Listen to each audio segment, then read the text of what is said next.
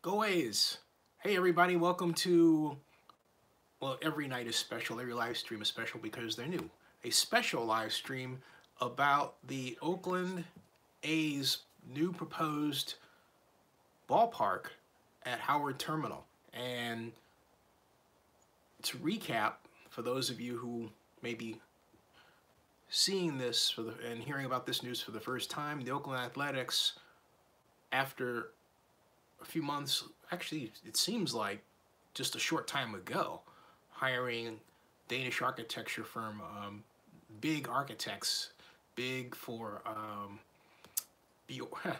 oh, am I gonna do that? No, I'm not gonna do that. I'm not going to butcher their name. Since I'm not going to butcher their name, I'm going to be very careful to look at it before I say it, the name, and just so I can do this. Anyway, Bjarke Ingels Group Design. Bjarke? Is it Bjarke or Bjarke? But anyway, Bjarke Ingels Group Design hired Bjarke Ingels Group Design, it seems like 4 or 5 months ago. And they worked at a fast pace to come up with this plan. They had to. Because it was just, what, a few months ago? Maybe about a month ago, where the group was at Howard Terminal taking photographs, and they dropped a lot of hints that the ballpark was going to be at Howard Terminal and not the Coliseum. You know, the question was, well, what are the A's going to do? Have a design for the Coliseum or have a design for Howard Terminal? The mayor always wanted Howard Terminal. So obviously by the developments of today, or in some cases yesterday, depending on where you live, it's bluntly obvious that the A's all along endeavored to fulfill the vision of Oakland Mayor Libby Schaaf of having a ballpark at Howard Terminal. Now, there are a lot of people who favor the Coliseum, but let me explain to you how far we've come, okay? When this was originally proposed, this idea of a new ballpark for the Athletics, it was 2000. The year 2000. The Raiders had returned to Oakland in 1995, played their first NFL season in 96 in Oakland. The A's were clearly displeased with the stadium because it took away a lot of the baseball advantages the A's enjoyed for so many years, decades really. And there was a need for a new stadium for the A's. In fact, in 1997, when I was economic advisor to Oakland Mayor Early Harris, who's been on this show a number of times, I put on the agenda for the Community and Economic Development Agency meeting the morning of, my memory is going to fade here, but I want to say it's the morning of October of 97. But I put on the agenda for discussion a new stadium for the Athletics. And I pointed out that the reason that the A's needed a new stadium, remember this was 1997, okay? This was 1997. The reason the A's needed a new stadium was because when the Raiders were brought back and the stadium was converted for the Raiders, it wasn't done to state of the art. In other words, there was never the question, what is the state of the art in terms of candle power for lighting, amenities, and so on, beyond luxury boxes, like for example, proximity from your seat to kitchen and so on. What's the state of the art? And how can we achieve it and yet have both teams? That wasn't ever addressed, okay? And so it left the A's arguably unhappy. On top of that, the building was in a substandard situation because, hey, Donis, how you doing? And substandard not because of its age, but because we had a situation with Spectacor, a contract such that they really only made money. Spectacor did. They were managing the stadium. Well, excuse me. That came later. That wasn't the issue at the time. The issue simply was that we had, that was it. We had 147 items on our punch list. It was 97, folks. 147 items on our punch list that had not been done. 136 items Now, what's the punch list? The punch list is a sheet. It's like a spreadsheet. And the spreadsheet has repairs or modifications that are to be done. For example, new baseboards in the luxury box. Non-skid pads on the stairways between 200, plus 200 and plus 300 level. Plus 200 level is the second floor level. 300 level is the third deck, okay? Those are the punch lists. Folks, I will tell you that I'm willing to bet. This is 2018. That was 1997. I'm willing to bet that 88%, 90% of the items on that punch list are still not done to this day. Some are, like for example, new baseboards and luxury boxes, right? Okay, I don't want to go off on the tangent. But the A's were not happy. Ken Schott and Steve Hoffman wanted to move. Steve Hoffman and Ken Schott, excuse me. No, Schott and Hoffman. Steve Hoffman and Ken Schott wanted to move. They were the owners of the A's. So they were thinking of going to Sacramento. And as the way our lease was written at the time, finding a buyer for the A's fell to the responsibility of the Oakland mayor's office. It says so in black and white. And so that responsibility in turn fell to me. So I cold called Michael Lovitz, who was the agent for such people as Tom Cruise, Dustin Hoffman, Creative Packaging. You get the idea. But he was also involved in forming a bid to bring the NFL to LA. He was a known mentor to Magic Johnson, and I understood that Johnson was interested in baseball, owning a baseball organization. So I called him, and it was, before I get my word out edgewise, it was actually Michael Ovitz that said he would put me in touch with Magic Johnson, and he did so through his agent, Lon Rosen. While that was happening, I got a call from John Cariotis, who was limited partner of the Sacramento Kings and a gigantic, to this day, multifamily housing developer in Sacramento and in the Bay Area, including San Jose. So I had this idea of putting them all together, and I gave the information to John Cariotis, and he took it away. All right. As that was happening, I then put on talked about the council agenda this need for a new stadium, because it was quite clear to me that we were not in the right situation to even think of retaining our sports organizations at the time. Nate Miley, who's now the Alameda County Supervisor, was Oakland council member. And Nate, in actually District 6. And Nate said to me, we just spent $200 million to bring back the Raiders, and you're telling me we need a new stadium? And I said, yeah, because we didn't recreate the stadium, for want of a better term, to have a state-of-the-art facility. We created the stadium to bring back the Raiders. Those are two different things. Okay? Two different things.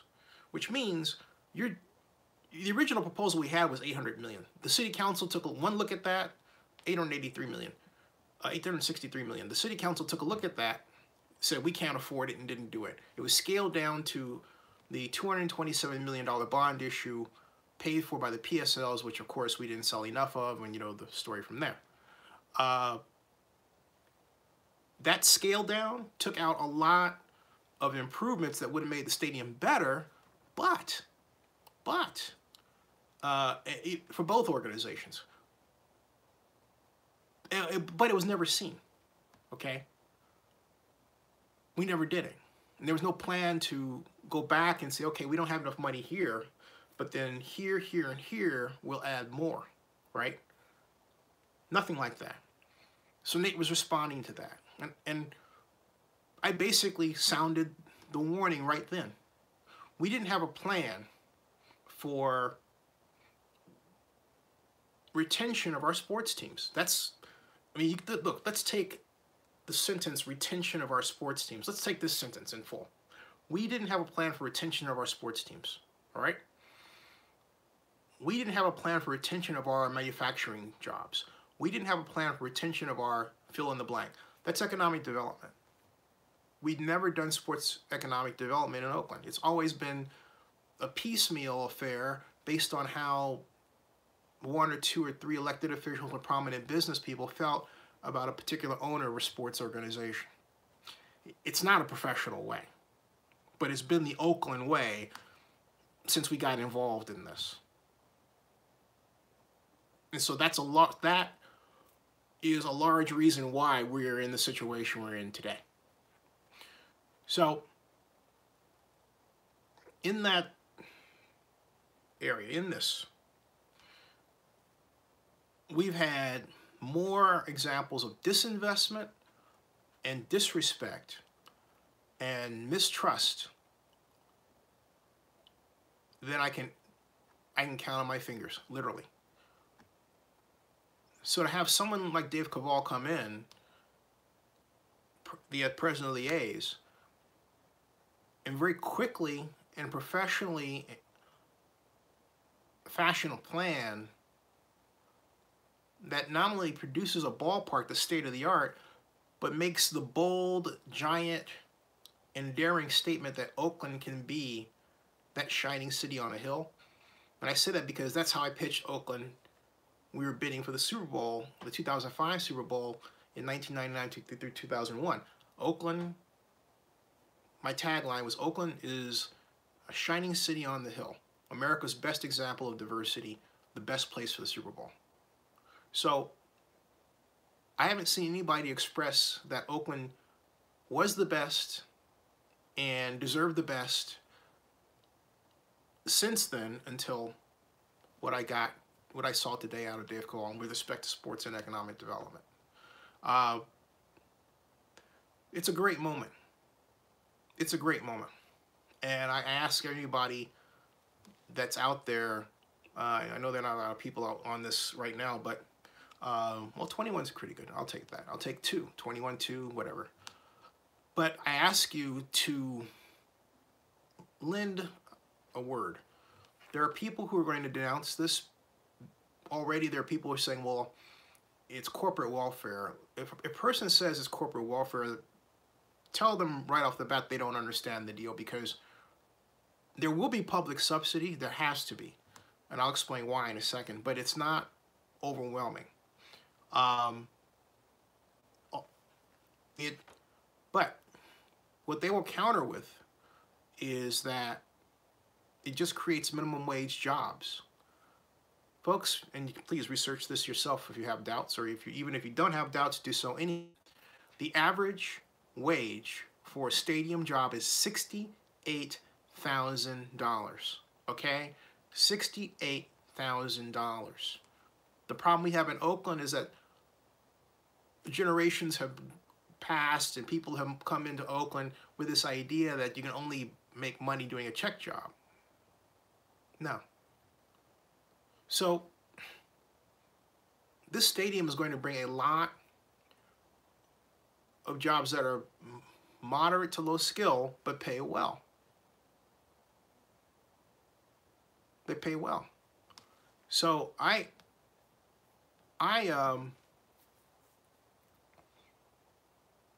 but the biggest thing, hey Barry Lee, how are you? But the biggest thing of all is that the A's shut up the Raiders. And I'm not saying it's a big thing just to say, gee, I'm happy they shut up the Raiders, or gee, oh yeah, man, or all that stuff, right? Forget it. You're not going to get that from me. I'm not happy the Raiders were made to look bad, because the Raiders, if the Raiders had done what I told them to do, they would have looked good. And by that I mean the stadium that Mark Davis asked me to come up with. And let's separate from me. If the Raiders had actually done the following, got a name architect, laid down some real cash for a proposal, right? Built a model of what they wanted. We have no idea to this day what kind of stadium they want in the Oakland context. And before you say, well, gee, the Las Vegas one, let me say to you this. The Las Vegas one, thank you, Barry Lee, for the compliment. The Las Vegas Stadium is actually the Carson Stadium with open air. That's right. In fact, the Raiders didn't even pick out Manteca. The Chargers did. The Chargers were the lead horse on the Carson campaign. The Raiders were along for the ride. In fact, on my video, I asked Mark Davis, why did you pay for a video that announces the Carson Stadium? He goes, what, we didn't pay for anything? I said, yeah, the Oakland Raiders' name is right there on the video. They did participate. Wow.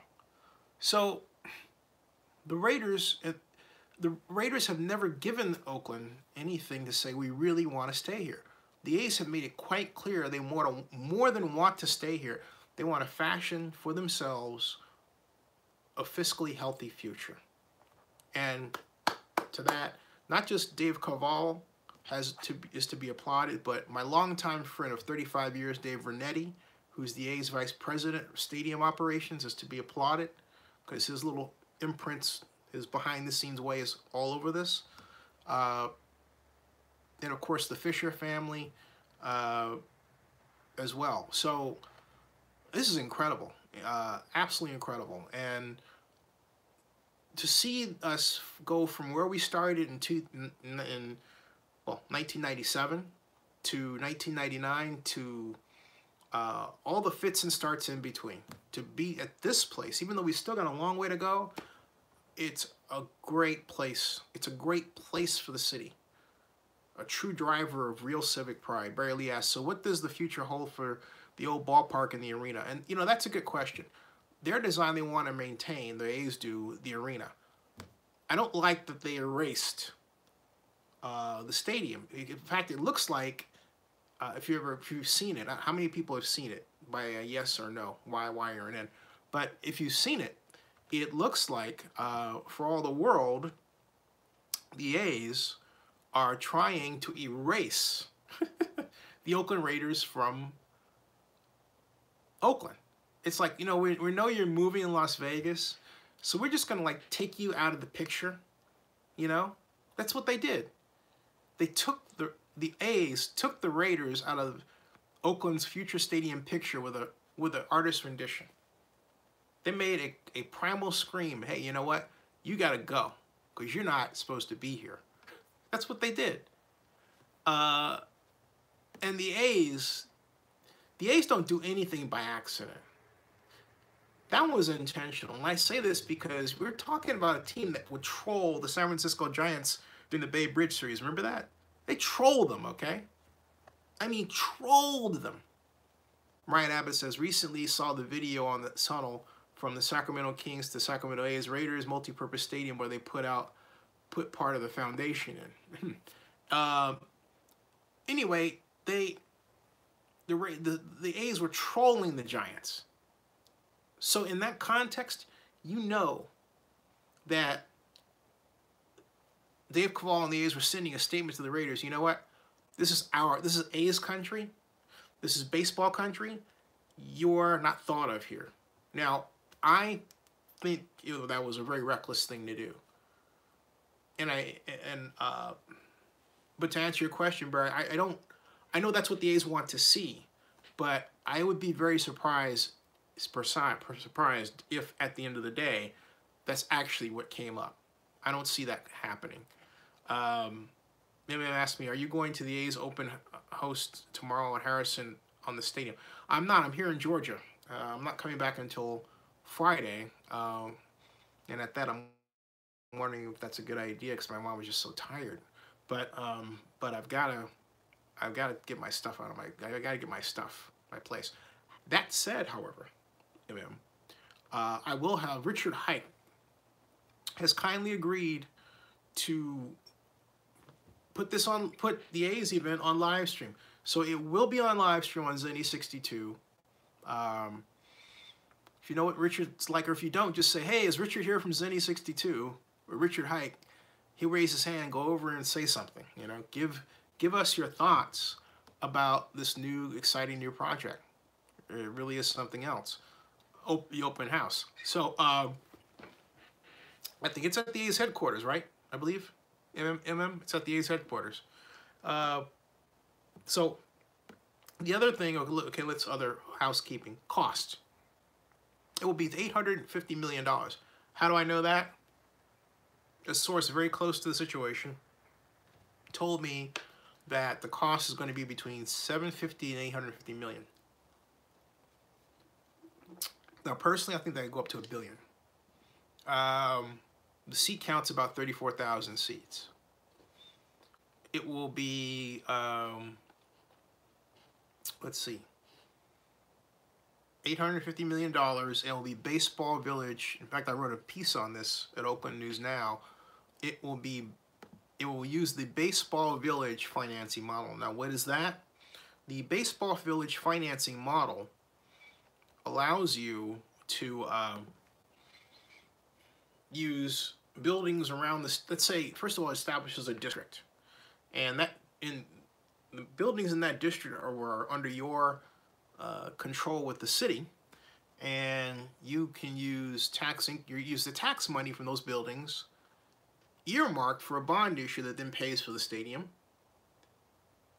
That's the example. Now in the A's parlance in Oakland, in the Oakland context, what the A's want to do is have their cake and eat it too. At Howard Terminal, they want to use the district, right, with the revenue throw-off. But for the Coliseum, they want to basically develop that land, sell off pieces of it to developers, excuse me, and use the money that they get from those land sales and apply it to the stadium. You know, and that, according to my calculations, or yeah, now they could. Now, for those who don't want the A's to use the Coliseum, if they were allowed to use tax increment financing at Howard Terminal, they could raise well over $300 million from that source. And that $350 million that they would raise from tax increment financing would basically keep them, the A's, from needing the Coliseum property. Now, if they're not allowed to use tax increment financing, and the mayor and the city folks say, hey, you know what, only private financing, then what the A's have to do is say, okay, well, we're going to use part of the monies from the district here, hey, John Marks, but then we're going to we're going to use the A's property for the acquisition of revenues from land sales as we develop a tech campus. And we're going to use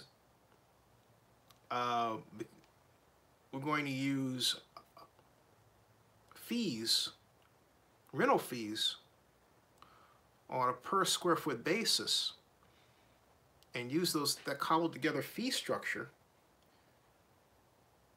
times the number of years, and then bond against that, all right, and apply that to the stadium. Now, you would have to have, in order for that to be effective, I would say a good 200,000 square feet of development.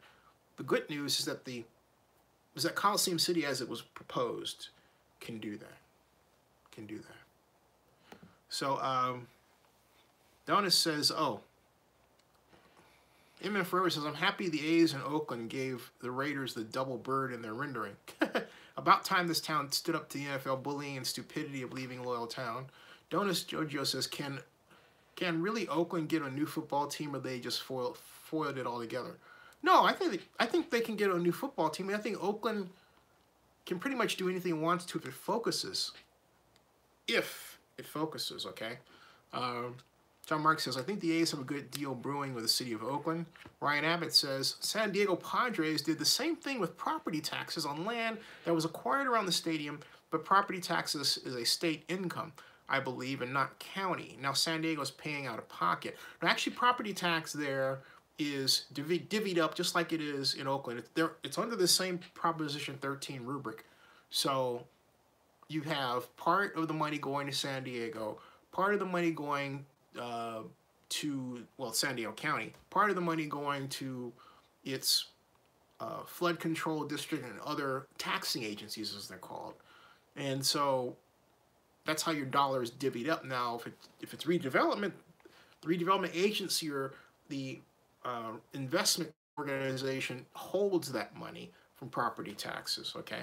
But normally that $1 property tax gets divided up among different taxing agencies in San Diego and San Diego County, okay? Lee Tracy says, Mark Davis was the only owner that said he wanted to stay in Oakland. I think, no, Lee, that's not true. You mean, that's not true. I mean, if you're talking about in the history of Oakland, I can tell you Wally Haas and the Haas family were still the best owners the A's ever had. And they were nice people. Wally was been a friend. Go Bears, I say that because we're both involved in the Cal Alumni Association. Wally Haas, Bob Haas, myself, we're all on the board of directors. And this is like 1998 to 2003. So, and that was just after Wally's career, if you will, representing the A's as an owner, you know. But no, they love Oakland. The Haas family loved and love Oakland. So John Mark says, a lot of people on Twitter did give the A's the heave-ho. Some of the Twitter people wanted the A's to leave for Portland. Well, I didn't see that today. But you mean in the past? Yes, that is true. That is true. This is a game changer. Lee Tracy says, I'm talking since Mark took over. Okay. Oh, I get it. Well, since Mark took over. But you mean I don't think Mark's actions suggest that he really wanted to stay so much as he wanted a deal for himself. That's a very cold review of what Mark Davis has done, because if Mark wanted to stay in Oakland, he would have invested in money for his own architect. Or you know what he would have done if maybe the architect fees were too exorbitant? He could have gotten the students at UC Berkeley to create a series of design charrettes that were usable and buildable.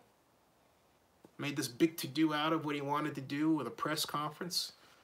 Shine the light on the Cal environmental design program. Put the students to work, okay? John Mark says, Lee Tracy, Mark Davis lied to you. Oh, well. So there that is. Folks, I'm going to cut this one short because I need to get rest. Took the stepdad to the airport this morning, was up late. My body is really wrecked. Let's put it that way, okay? But I have to tell you, all right? I have a special guest tomorrow, a very special guest, and for what promises to be a really cool shoe. And I think I'm trying to figure out the best way to explain it. And so I believe the best way I'll do it is, I'll just do it like this. Okay, how many of you remember Marshawn Lynch's 60-yard run from scrimmage to start the preseason? By show of hands, okay? Well, remember the fake jet sweep that was a part of that? You remember any jet sweep that was ran this year, for example? All right.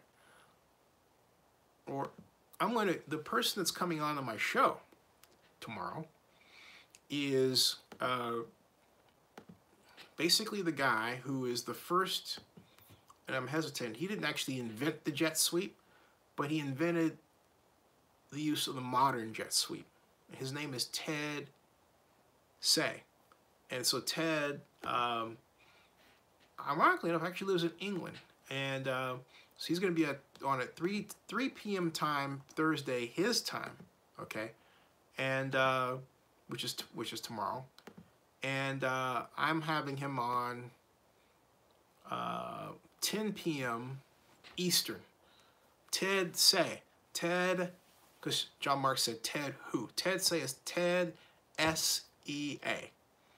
S-E-A. So we're going to talk about the evolution of the fly sweep.